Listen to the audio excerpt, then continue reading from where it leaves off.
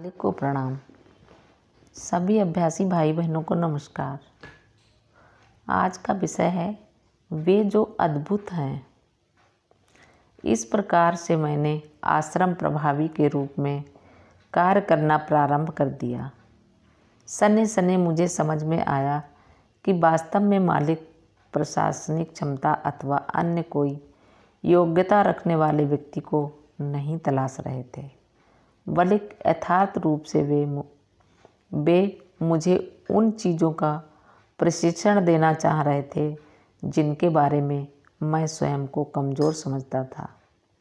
मैं एकाएक शहर से बाहर जाने की अपनी आदत पर रोक नहीं लगा पा रहा था तथा यदा कदा अपने कारोबार के सिलसिले में शहर से बाहर चला जाया करता था। एक दिन सुबह मैं आश्रम कार्यालय में बैठा हुआ था, तभी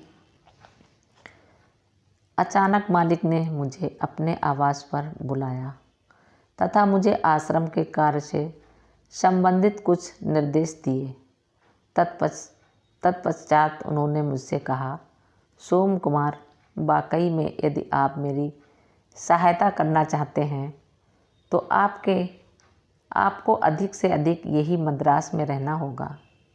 मैंने उनसे कहा, मालिक, जैसी कि आपने मुझे अनुमति दी है उसी के अनुसार मैं माह में केवल 4 या 5 दिन के लिए ही शहर के बाहर जाता हूँ। उन्होंने मेरी बात पर ध्यान ही नहीं दिया। मालिक ने कहा, देखो मेरे जिम्मे कितना अधिक काम है। यदि ऐसा ही चलता रहा तो होगा ये कि एक दिन मेरी छुट्टी हो जाएगी। ये सुनने के पश्चात मुझे बहुत बुरा लगा तथा मैं दुखी हो गया। मैं वहीं बैठकर उनका इंतज़ार करने लगा। वे बहन पाउला को एक पत्र का मजमून लिखा रहे थे। इसी बीच उन्होंने जवाब देने के निर्देशों के साथ कुछ पत्र मुझे दिए। पत्र समाप्त करने के पश्चात वे अपने शयन कक्ष में चले गए। जब वे कुछ मिनट पश्चात बाहर आए तब मैंने उनके निकट जाकर उनसे कहा कि मैं कुछ समय के लिए उनसे चर्चा करना चाहता हूँ तथा मैंने उन्हें अपनी तिरुपुर की गतिविधियों के बारे में अवगत कराया। कुछ देर तक उन्होंने मेरी बात को धैर्यपूर्वक सुना तथा बोले, मैं जानता हूँ कि तुम किस मकसद के लिए तिरुपुर जाते हो, लेकिन यहाँ पर करने के लिए बहुत अधिक काम है।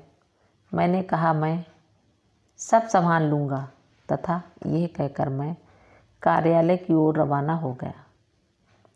प्रारंभ में उनके साथ होने वाले विचारों के इस आदान प्रदान से प्राप्त होने वाले लाभ के बारे में मुझे कभी एहसास नहीं हुआ जब तक कि मुझे सौंपी गई जिम्मेदारी के माध्यम से मैंने उनसे अपनी निकटता महसूस करना शुरू नहीं कर दिया।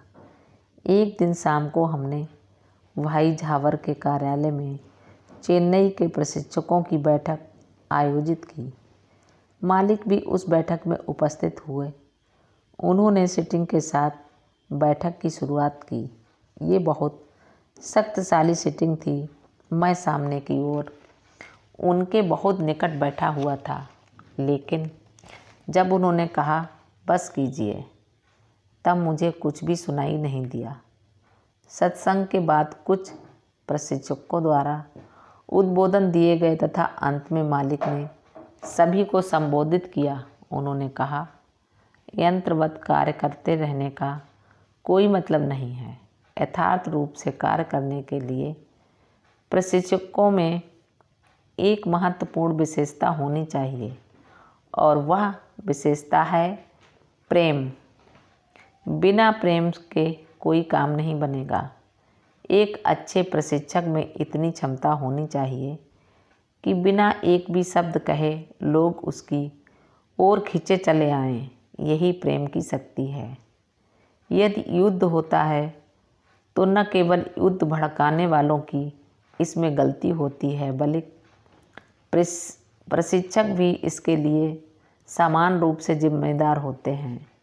यदि प्रशिक्षकों ने अपना सफाई का कार्य ठीक तरह से किया होता तो प्रकृति निश्चित रूप से इस संकट को आगे के समय के लिए स्थगित कर देती।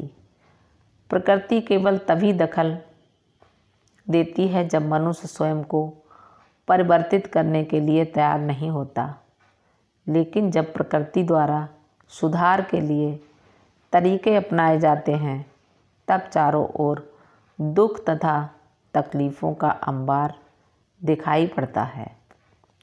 जब आत्मा के वशीकरण के विषय में बात चली तो उन्होंने कहा, जब भय अथवा इसी प्रकार के किसी एहसास के कारण इच्छा शक्ति कमज़ोर हो जाती है, केवल तभी आत्मा के वशीकरण की संभावना बनती है।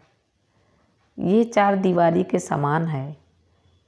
यदि यह अभेद होगी तो कोई पार नहीं कर पाएगा, लेकिन यदि आप इसमें से निकलने का रास्ता छोड़ देंगे तो लोग इसमें से निकलना प्रारंभ कर देंगे।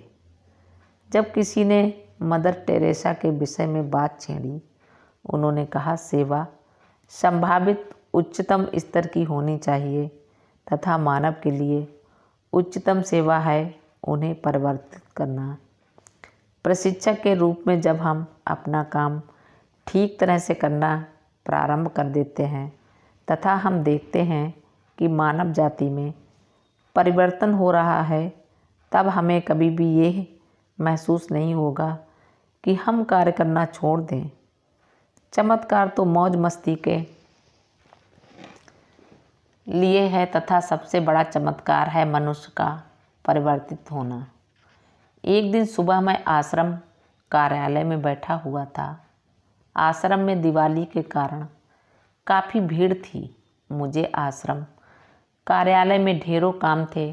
कुछ लोग सहयोग प्राप्त करने के लिए अथवा सूचना के लिए निरंतर आ रहे थे। लगभग 9:30 बजे जब मैं ध्यान कक्ष के बाहर इंतज़ार कर रहा था तब मालिक ने मुझे अपने आवास में बुलाया। उन्होंने मेरे काम के लिए कुछ निर्देश दिए। मैं वहीं बैठ गया। कुछ देर पश्चात उन्होंने आवास में ही हम सभी को एक सीटिंग दी। उसी समय ध्यान कक्ष में सत्संग चल रहा था। सीटिंग के पश्चात उन्होंने मुझे प्रशिक्षकों के प्रमाण पत्र के बारे में कुछ निर्देश दिए। उन्होंने मुझसे कहा, इसे तैयार कर लेना। मैं सुबह प्रमाण पत्र देखूंगा।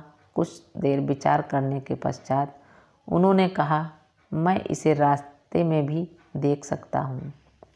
समूचे देश भर से आए प्रशिक्षकों के प्रमाण पत्रों की छँटनी के लिए हम 2-3 लोग एक साथ बैठ गए तथा प्रमाण पत्रों की छटाई करने लगे। लगभग रात्रि 8:30 बजे मैं मालिक के आवास में पहुंचा। वे अपने शयन कक्ष में थे। एक अभ्यासी भाई जो मालिक की देखभाल में लगा हुआ था, जब उनके शयन कक्ष से बाहर आया तब मैंने उससे मालिक को यही सूचना भेजने के लिए कहा कि प्रशिक्षक प्रमाण पत्र उनके परीक्षण तथा हस्ताक्षर के लिए तैयार हैं। अभ्यासी भाई ने कहा, काफ़ी देर के पश्चात मालिक को आराम करने का समय मिला है तथा वे आराम पूर्वक टीवी में किसी चलचित्र का आनंद उठा रहे हैं, अतः हमें उन्हें परेशान नहीं करना चाहिए। मैं उन्हें इन पत्रों के बारे में जानकारी दूंगा। मैंने भी सोचा मुझे उन्हें परेशान नहीं करना चाहिए, अतः मैं अपने कार्यालय वापस आ गया। मालिक को प्रणाम। सभी अभ्यासी भाई बहनों को नमस्कार, धन्यवाद।